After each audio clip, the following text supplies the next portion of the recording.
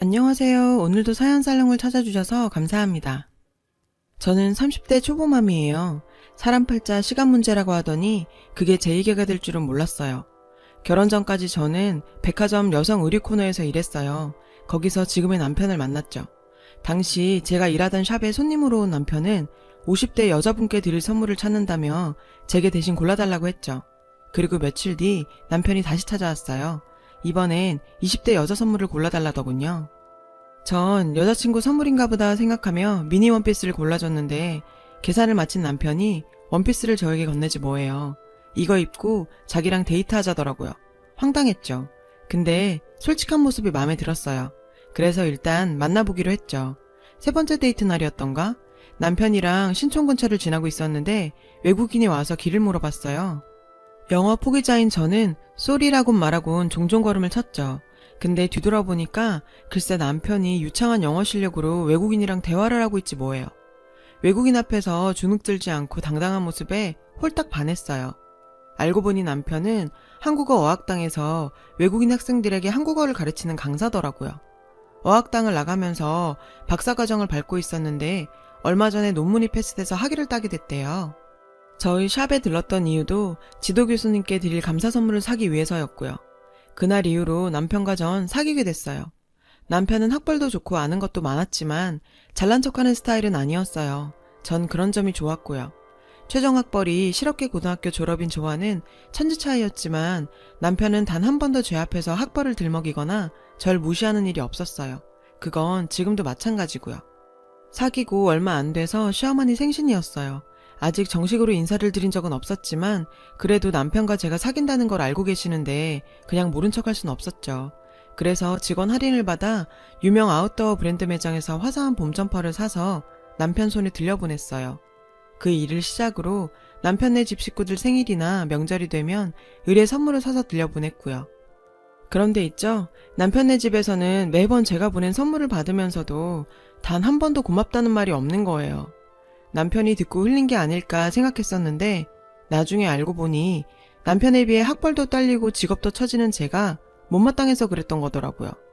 특히 행정직 공무원이신 시아버지는 며느리감으로 교사나 자신과 같은 공무원을 바라셨대요. 그러니 서비스직인 제가 눈에 찰 리가 없죠. 그런 것도 모르고 전 결혼 전부터 시댁 식구들한테 열심히 퍼나르고도 정작 남편한텐 우리 부모님 양말 한 짝 받은 게 없네요. 우리 부모님께는 제가 죄인이죠. 3년 정도 연애를 하고 남편과 전 슬슬 결혼 생각을 했어요. 그래서 양가 부모님께 인사를 드리고 결혼 승낙을 받기로 했죠.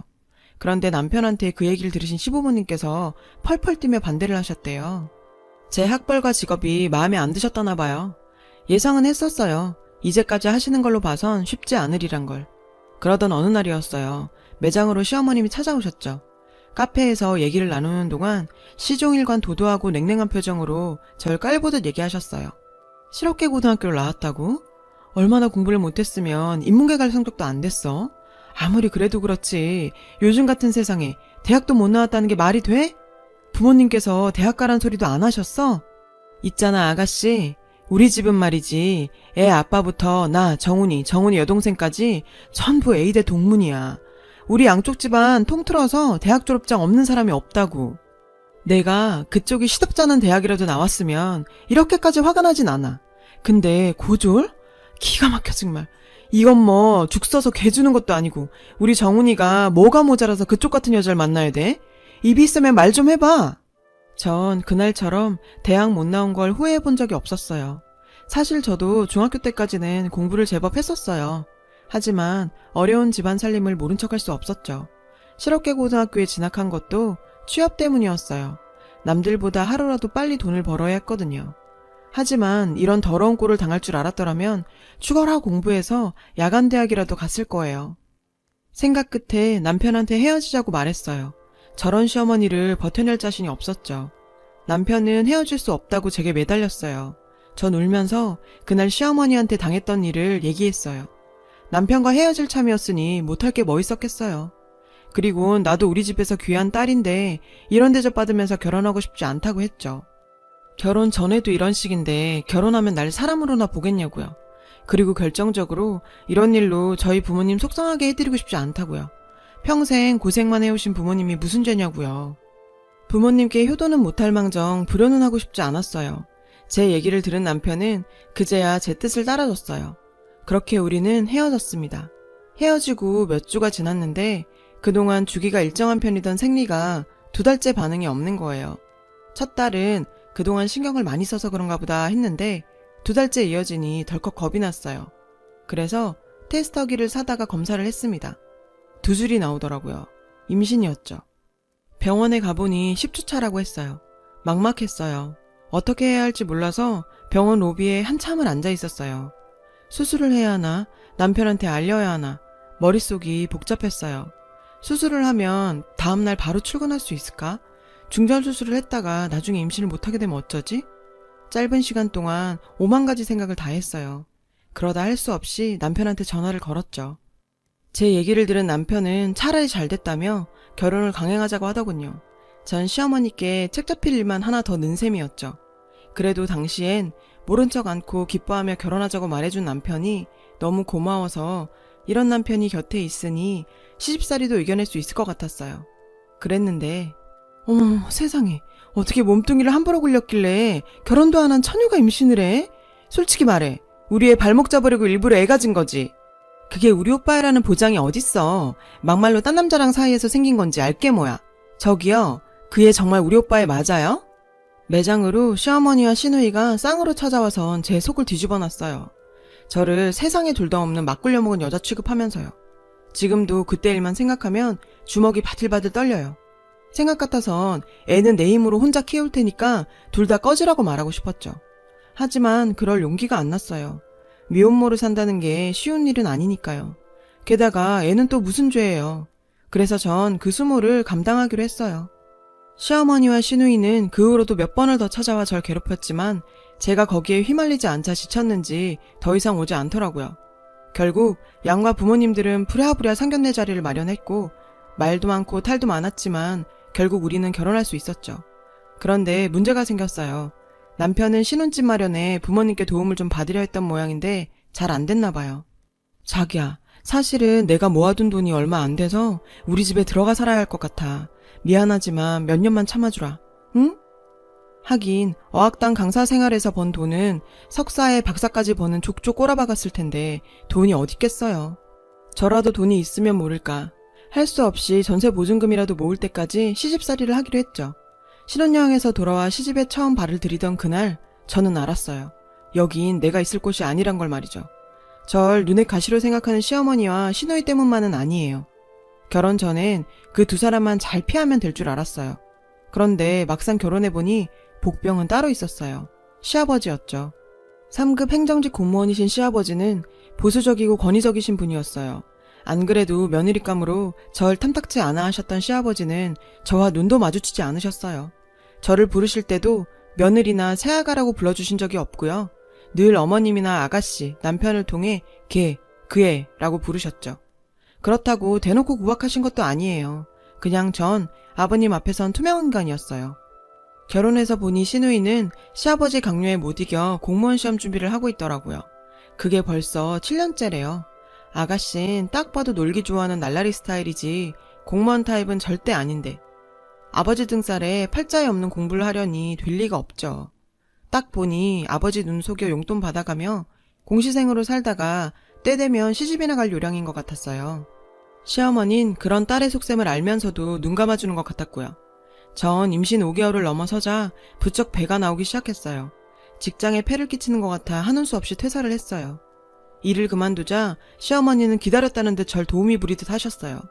작정한 듯 그동안 번거로워서 손 안 대고 있던 일들을 바리바리 꺼내선 제 앞에 내미셨죠.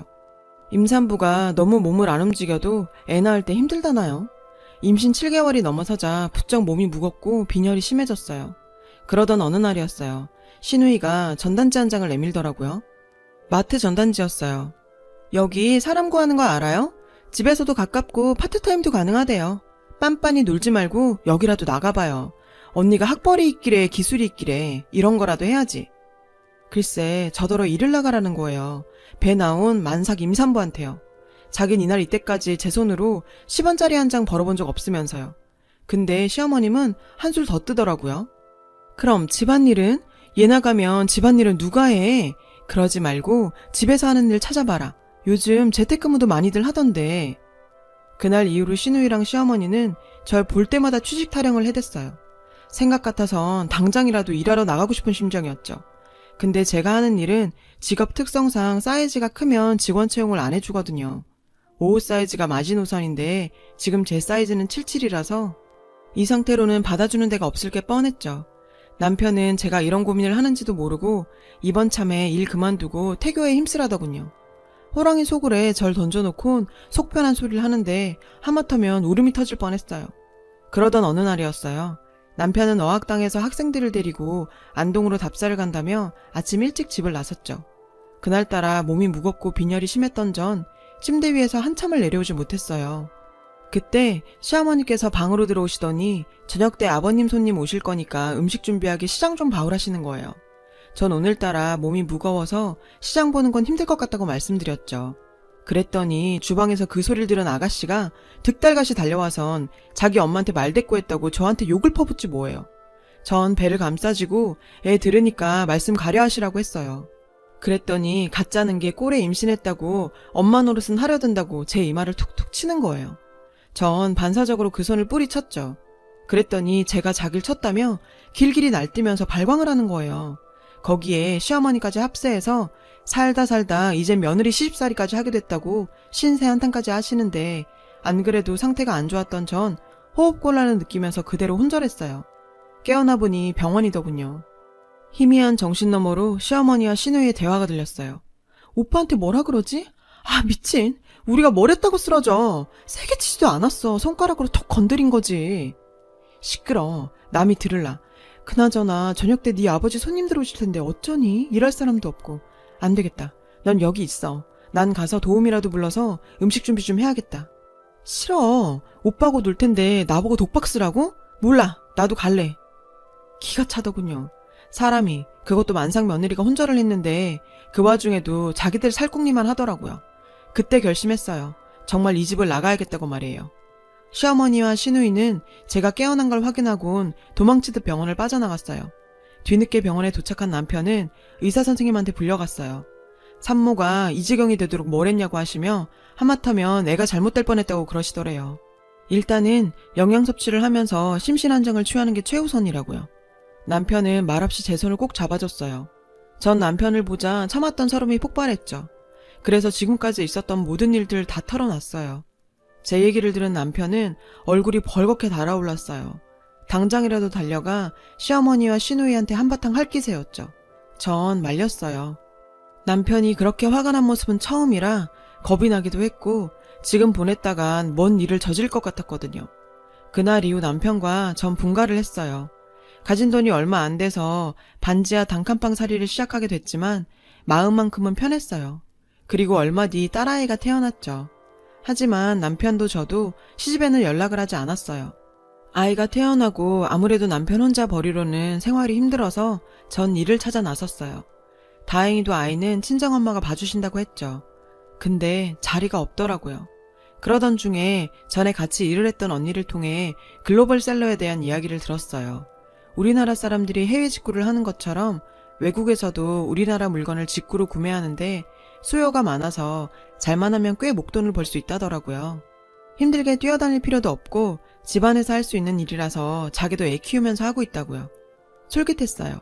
아무래도 외국인들을 상대로 물건을 파는 거라서 문제라면 영어가 문제인데 그거야 남편한테 부탁하면 될 것도 같고 그래서 한번 해보기로 했죠. 무식하면 용감하다고 제가 딱 그 짝이었어요. 일단 이베이랑 아마존에 회원가입을 해서 사람들은 뭘 파는지 시장조사부터 했어요. 자신이 쓰던 사소한 물건부터 어마어마한 가격의 물건까지 천차만별이더라고요. 그중 진짜 웃겼던 건 작동도 안 하는 고물 라디오를 팔겠다고 올린 경우인데요. 더 웃긴 건 근데도 그게 팔리더라고요. 남편이 그러는데 단종된 전자제품일 경우 부품 때문에 망가진 제품도 팔린다고 하더라고요. 그래서 전 일단 저한테 많지만 필요 없는 물건들을 팔기로 결정했어요. 출산을 하고 지인들한테 받은 선물 중에 같은 제품이 여러 개 들어와 처치곤란인 제품과 아직 내 아이가 쓰기엔 너무 큰 제품들 순으로 골라봤어요. 그리고 남편 도움을 받아서 제품 등록을 하고 입질이 오기를 기다렸죠. 첫 달은 7개 올린 것 중에 4개가 팔렸어요. 하나 둘 팔려나가니 재미도 있고 얼마 안 되지만 수익금을 받고 보니 욕심도 나더라고요. 몇 개씩 팔리다 보니 사이트 측에서 게시할 수 있는 수량도 늘려주더라고요. 그래서 가지고 있는 제품들 외에 사입을 하기 시작했어요. 배송료를 생각해서 제품은 가급적 500g 이내의 가벼운 것들로 골랐고요.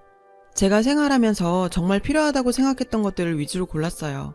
그렇게 골라보니 주로 육아에 관한 것들이 많더라고요. 해외에서 포대기가 유행이란 얘기를 듣긴 했는데 정말 잘 나가더라고요.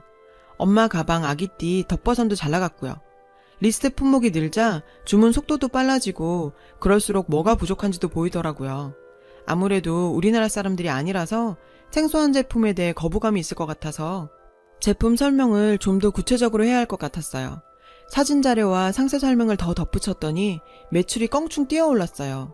그렇게 저는 조금씩 글로벌셀러로 자리를 잡아갔어요. 일을 하다 보니 영어도 금세 늘더라고요. 기본적인 비즈니스 소통은 가능하게 됐죠. 매출도 순조롭게 늘어가다 보니 욕심이 났어요. 그래서 아이를 친정엄마한테 맡기고 본격적으로 이쪽 일에 뛰어들었죠. 3년 뒤 집도 사고 차도 바꾸고 돈 버는 재미에 빠져 시간 가는 줄 모르던 어느 날 시댁 소식을 듣게 됐어요.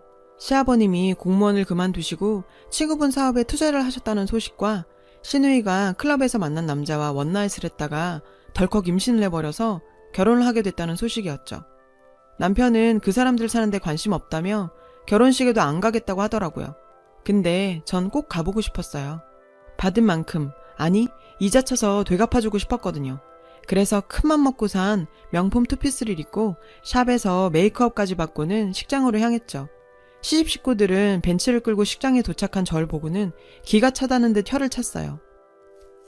애가 정신 있는 애야 없는 애야? 남의 자식 꼬드겨 나가 살더니 이제 혓바람까지 들었니? 꼴에 샤넬에 벤츠까지 하다 이제 남의 차까지 빌려 타고 다니니? 빌려 타긴요. 제가 차를 왜 빌려 타요? 어머님은 남들한테 옷이랑 차도 빌려 쓰고 다니시나 봐요. 궁상맞겠으리. 어머님, 저 이 정도는 벌어요. 저희요, 제가 번 돈으로 집도 사고 차도 사고 떵떵거리며 잘 살아요. 니깎게 뭘 해서 돈을 벌어? 글로벌셀러라고 들어보셨어요? 한마디로 외국인한테 인터넷으로 물건 파는 일이에요. 그게 재미가 쏠쏠하더라고요. 돈 좀 벌었다는 말에 시집 식구들은 눈이 동그래졌어요. 그 집에서 인건 취급도 못 받던 며느리가 벤츠 끌고 샤넬 걸치고 다닐 정도로 돈을 벌었다니까 놀랐겠죠. 게다가 지금 시집 형편이 말이 아니거든요. 시아버진 공무원 그만두고 퇴직금까지 다 털어서 지인 사업체에 투자했는데 알고 보니 글쎄 그게 다단계였다지 뭐예요. 수익은커녕 일당이 이미 돈을 해외로 빼돌려서 10원 한 장 못 건지고 탈탈 털렸다고 하더라고요. 거기다 시어머니랑 시누이가 집을 담보로 빌린 돈으로 카페를 차렸다가 홀라당 말아먹고 사채까지 끌어 쓰다가 결국 집도 절도 없는 신세가 됐다나 봐요. 그나마 아가씨는 애를 빌미로 빚잔치 중인 친정을 떠나 결혼을 하게 된 거고요. 예, 아가, 너 형편이 나아졌다니 다행이구나. 그래, 지금 사는 곳은 어디니? 놀랐어요. 아버님이 처음으로 절 아가라고 불러주셨거든요. 근데 하나도 기쁘지 않았어요. 그 속이 훤히 보였으니까요. 적어도 저한테 궁금한 게 있다면 그건 어디 사는지가 아닌 출산은 잘 했는지, 아이는 딸인지 아들인지 그거여야 하는 거 아닌가요? 한남동에 살고 있어요. 56평 아파트에서요. 그래? 거긴 방이 몇 개니? 못해도 서너 개는 되겠지? 어머머, 잘됐다 얘. 여보, 우리가 죽으란 법은 없나 봐요. 어머님은 죽다 살아난 사람처럼 좋아하셨어요. 아가, 내 이런 자리에서 할 말은 아니다마는 우리 내외에 너희 집에서 함께 살면 안 되겠니? 정은이도 시집 가고 우리 내외가 적적해서 말이야. 아, 이 집 사람들의 뻔뻔함은 끝이 없네요. 적적해서 같이 살겠답니다. 끝까지 자존심은 세우고 싶었나 보죠? 자기들이 저한테 어떻게 했는데. 아버님, 그건 안 되겠네요. 제가 일이 바빠서 저 대신 애 봐주러 친정어머니께서 와 계시거든요. 에? 맞다. 너 임신 중이었지? 애라면 내가 보면 되잖니. 그래, 아들이니 딸이니? 일찍도 물어보시네요. 딸이에요. 근데요, 전 어머님께 제 딸 못 맡겨요. 어머님이 딸을 어떻게 키웠는지 다 아는데 어떻게 제 딸을 맡겨요? 그럼 아가, 우리 내외에 들어가 살 집이라도 하나 구해주면 안 되겠니? 크지 않아도 된다. 2사람 먹고 살 정도면 돼. 아버님, 그걸 왜 제가 해드려야 하죠? 아버님도 저희 살 집 안 해주셨잖아요. 기브앤테이크 모르세요? 제가 아버님께 사람이긴 했어요? 자신들 뜻대로 제가 움직여주질 않자 시어머니는 눈물 작전을 쓰더라고요. 예, 애미가 이렇게 빈다. 우리가 정말 갈 곳이 없어서 그래. 이 결혼 치르는데 있는 돈 없는 돈 탈탈 털었고 이번에 축의금 나오는 걸로 월세 방 구해야 할 판이야. 그러니 내가 좀 도와다오. 응? 결국 내외가 저에게 매달려 사정을 했어요. 하지만 제 마음은 꿈쩍도 안 했죠. 너무 사무치게 당해서 그런가 봐요. 그랬더니 엄마 아빠 그만해. 뭐 이런 거한테 구질구질하게 빌고 그래. 자기가 돈 좀 벌었다고 뭐라도 된 줄 아는 모양인데 웃기지 마. 고작 옷가게 점원이라던 주제에. 그게 어때서요? 평생 부모 등골 빼먹으면서 놀고 먹던 만년백수 아가씨보다 나은데요? 뭐요? 언니 미쳤어요? 미칠 뻔했죠. 그런 집구석에서 살면서 안 미친 게 용하죠. 근데요, 다른 건 몰라도 그 집에 있으면서 딱 한 가지는 확실히 배웠어요. 가방끈 길다고 인성까지 보장되는 건 아니라는 거요. 어머님, 툭하면 학벌 타령하셨죠? 제가 못 배웠다고 당신들 발톱에 낀 때만큼도 생각 안 하셨죠? 근데 보니까 그 학벌 별거 아니더라고요. 저요, 요즘 어머님이 그렇게 자랑하시던 예대학 나온 직원들 부리며 살거든요. 직원들 월급 줄 때마다 어머님 생각해요. 그리고 아가씨, 뱃속에 애 누구예요? 결혼하려는 남자애 맞아요? 내가 아가씨 성생활을 익히 알다 보니 노파심이 생겨서 말이에요. 괜히 속이고 결혼했다가 나중에 뽀록 나면 그 집에서 쫓겨나는 건 시간 문제잖아요. 이 무식한 년이 어디서 까불고 지랄이야. 엄마, 쟤 내쫓아. 당장 내쫓아. 지랄? 좋은 날 어디 한번 머리 풀고 본격적으로 지랄해 볼까요? 저요, 그 집에서 눈 감고 귀 막고 산 거 아니거든요? 나 뚜껑 열리면 이 결혼 조용히 안 끝나요? 그리고 끝으로 경고하는데요. 앞으로 저한테 함부로 하지 마세요. 한 번만 더 저한테 예전처럼 다 했다간 아가씨 결혼 생활은커녕 평생 얼굴 못 들고 살게 해줄 테니까요. 제 말 못 믿겠으면 어디 한번 해보세요. 내가 빡 돌면 어떻게 되는지 잘 보게 되실 테니까. 아참, 기왕 왔으니까 밥은 먹고 갈게요. 누구처럼 공짜 좋아하고 그런 사람 아닌 거 아시죠? 이건 밥값이라고 생각하세요. 전 10만원짜리 수표를 시어머니 한복 가슴팍에 찔러주곤 신부 대기실을 나왔어요. 그동안 참았던 울분을 쏟아붓고 나니 정말 시원했죠. 그 후로 시아버지와 시어머니는 남편에게 번갈아 전화를 걸어 돈 좀 빌려달라고 사정을 하셨어요. 하지만 남편은 단호하게 거절을 했죠. 저요, 앞으로 참지 않을 거예요. 저런 사람들한테는 참는 게 미덕이 아니라 참는 게 호구라는 걸 알아버렸거든요. 지금까지 제 사연을 들어주셔서 감사합니다. 여러분, 사연 댓글에 응원과 현명한 조언 부탁드려요. 좋아요와 구독은 저에게 큰 힘이 됩니다. 오늘도 좋은 일 가득하세요.